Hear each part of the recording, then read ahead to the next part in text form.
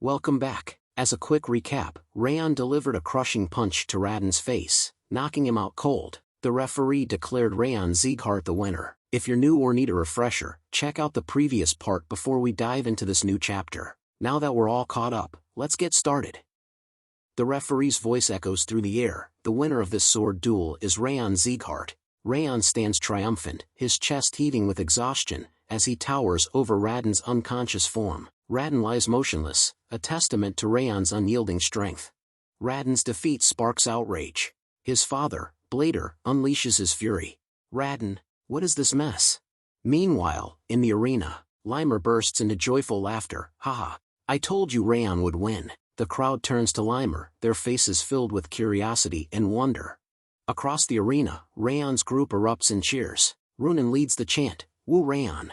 The green-haired boy shouts in excitement, that's right, that's our young master for you. The crowd's energy reaches a fever pitch as Raon's supporters celebrate his hard-won victory.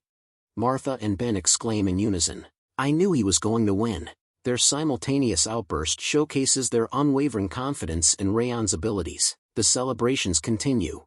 On the Patriarch's side, Butler Raon speaks in a calm, collected tone. I've served the Siegharts for many years, but this is the first time I've seen everyone rally behind a collateral branch member, disregarding his status. The Patriarch and Butler Raon exchange amazed glances, their eyes fixed on the arena. The crowd's enthusiastic support for Raon has sent shockwaves through the Sieghart family. The Patriarch's eyes narrow in contemplation as he reflects on his butler's words. It's indeed surprising that his companions would cheer for him despite his status as a collateral branch member. However, the Patriarch's thoughts take a deeper turn. However, what surprised me was what happened during the sword duel. He was still inexperienced, but...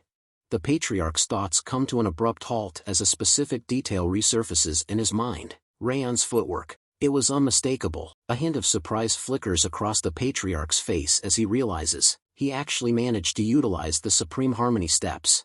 The Patriarch's eyes gleam with a hint of nostalgia and awe as he recalls the origins of the Supreme Harmony steps. Those are a type of footwork I personally developed after overcoming the darkness within my own mind and achieving transcendence. A faint smile plays on his lips as he acknowledges the extraordinary difficulty of mastering this martial art. It's an art form that an ordinary warrior wouldn't be able to learn, even if they dedicated their entire life to it. The Patriarch's gaze lingers on Raon, his eyes filled with a mix of surprise and intrigue. His thoughts continue, tinged with a hint of astonishment. And yet, Raon managed to master it in a mere 2 weeks. The Patriarch's thoughts trail off, his eyes narrowing as he scans the crowd cheering for Raon. The air is electric with chants of Raon. Raon, as the crowd erupts in fervor. The Patriarch's gaze lingers on the sea of faces, his mind racing with the implications. At his age, he's already garnered this level of popularity. A tinge of introspection crosses the Patriarch's face, his eyes clouding with the weight of past choices. Because I once craved power, strength has become the ultimate value in this household. A hint of resignation creeps into his voice, acknowledging the legacy he's built. And now, I'm too old to change that fact. The Patriarch's gaze drifts back to Raon, a glimmer of hope flickering in his eyes. As a direct descendant, he's witnessed firsthand the unfair treatment of our collateral relatives. A hint of a smile plays on his lips, as he contemplates the possibilities. Maybe, just maybe, he'll be the one to change the ways of this household. The Patriarch rises from his throne, his movements abrupt yet deliberate. He turns to Ren, his voice firm and authoritative. Now that the sword duel has concluded, it's time to uphold the agreed-upon conditions. The Patriarch's words trail off, his expression suddenly shifting to one of recollection. A soft ah escapes his lips, as if forgotten. The Patriarch's eyes gleam with a hint of mischief as he instructs Ren. Reduce the True Martial Palace's budget this year by half. Use anything as an excuse if you have to. Ren's face breaks into a knowing smile as he responds with a low chuckle. Haha, understood. Raon begins to recount the events that transpired in the arena, explaining how the sword duel's conditions were carried out afterwards under Glenn's supervision. As he speaks, Raon and Radon stand before the Patriarch, their contrasting demeanor a stark contrast. Radon's eyes are cast downward, his posture exuding shame and defeat. Raon's account continues, his voice steady and calm. Raon confessed his wrongdoings in front of everyone, and apologized to my mother and the maids. He pauses for a moment, recalling the scene. He knelt before them, showing true remorse for his actions. Raon's explanation concludes with a significant detail, and, under Glenn's stern warning, the true martial palace was forbidden from taking any action against the annex building. Raon's gaze lingers on the housemaids, and he notices a subtle yet profound change.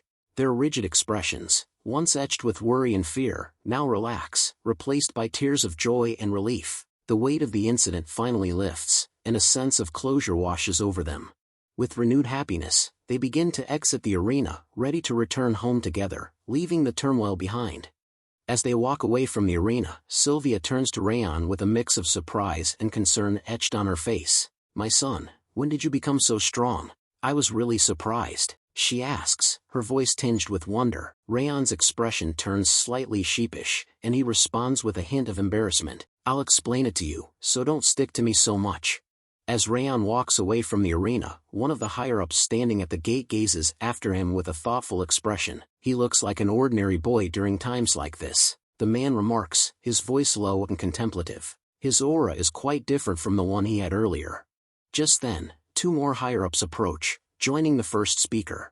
A white-haired lady higher-up muses aloud. "Considering how skilled he is, Limmer shouldn't have been lying about how he managed to survive against the blood-raving demon. Shouldn't be taken as an exaggeration." A male higher-up chimes in, his expression thoughtful. "Indeed, his footwork and swordsmanship were nearly flawless. It transcends mere talent." The first higher-up nods in agreement, a hint of a smile on her face. "He'll be helpful to the team if he joins my division." The male higher-up speaks up with confidence. "I should bring him to my division after he graduates to raise high." But before he can finish, the first lady higher-up cuts him off with a stern tone. "Don't even think about it. Don't get any ideas, there's no chance for you." The white-haired lady higher-up nods thoughtfully, her expression serious. "Well, it's true that the 5th Training Grounds trainees are going to graduate soon. Once they finish the graduation exam, they'll need to decide their affiliation as a swordsman." The white-haired lady higher-up gazes out at Raon's receding figure, a thoughtful expression on her face. "If you think about it, he does stand out among them, but..." She pauses, her eyes narrowing slightly. Raon isn't the only exceptional talent in the 5th Training Ground. Martha, Ben Sieghart, and Runan Sullian, the white-haired lady higher-up lists, her voice measured and deliberate. Those three possess more than enough power and talent to reach the pinnacle of success, regardless of where they start. She pauses. The next selection ceremony will be quite interesting.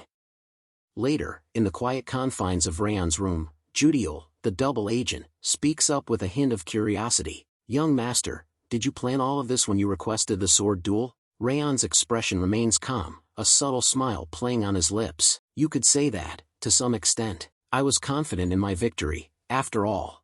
Judiel listens intently to Raon's explanation, a mixture of emotions crossing her face. She lets out a soft sigh, relief evident in her voice. "You're such a frightening person.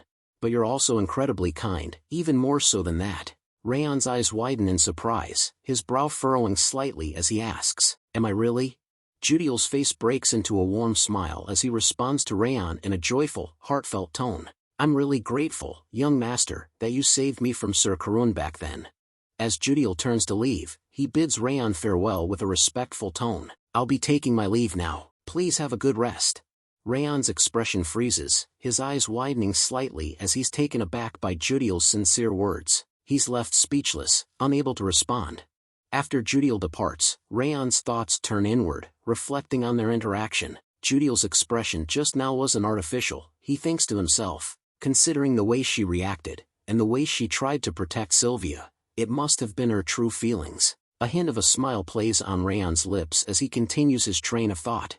It should be fine to tell her now, that the rage worm from back then was fake.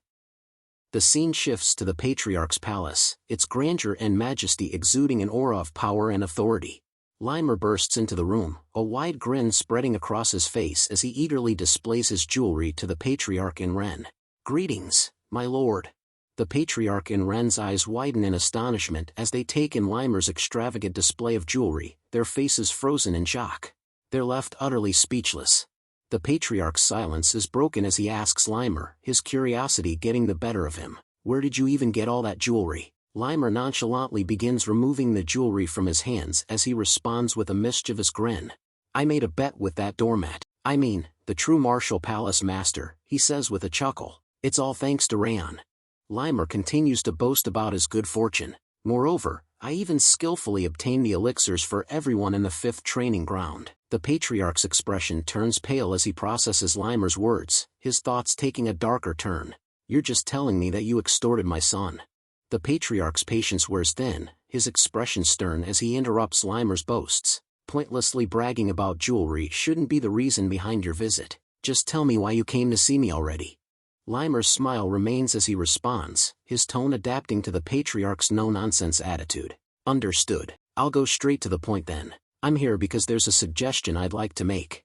The patriarch's curiosity is piqued, his brow furrowing in wonder. A suggestion? I believe I've already fully entrusted their training to you. Limer's voice remains calm and composed as he responds.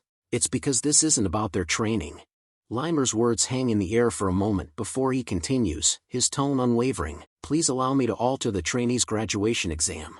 The patriarch's eyes widen in surprise, his voice laced with curiosity and a hint of skepticism. Alter the exam?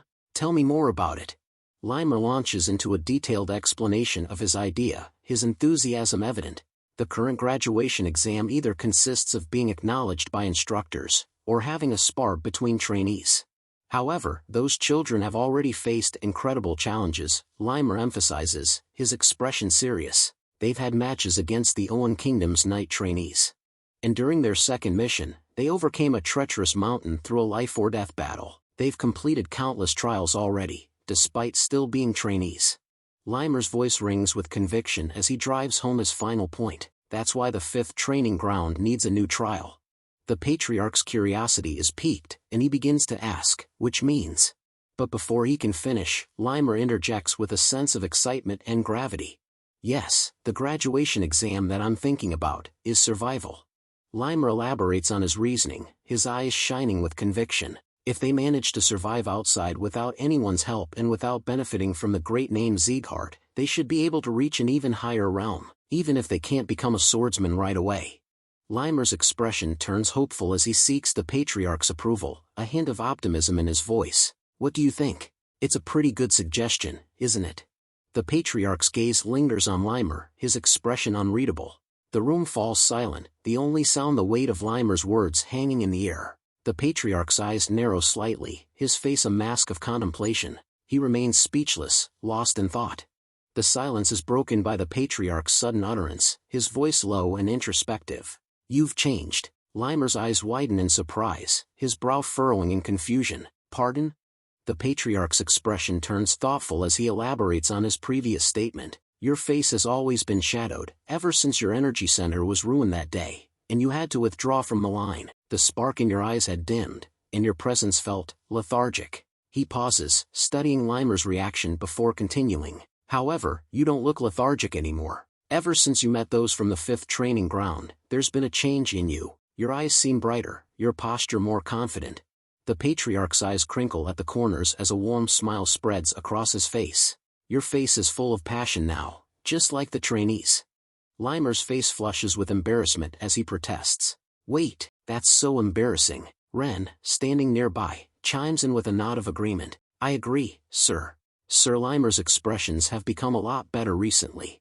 Limer's hand rises to rub the back of his head, a sheepish grin spreading across his face. Well, it's just. He pauses, a look of introspection crossing his features before he continues. I realized I was talented in teaching children, and not just in swordsmanship.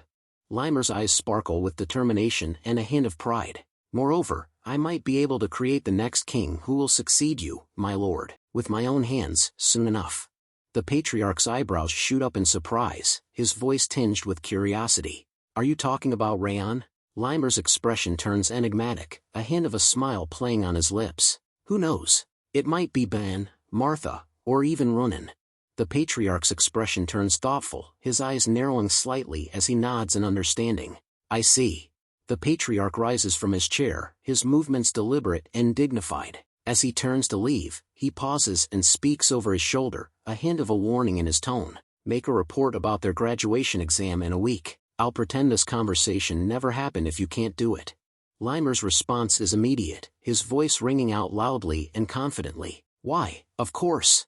As he speaks, he gestures emphatically, holding up a sheaf of papers. The patriarch's eyes widen in surprise, his gaze fixed on the papers in Limer's hand, a look of astonishment crossing his face. Limer's face breaks into a wide smile, his eyes sparkling with pride and efficiency. I've already prepared it. What a thrilling conclusion to the chapter. To everyone watching, thank you for joining us on this adventure. If you're eager to find out what happens next, please do comment below, asking for more chapters.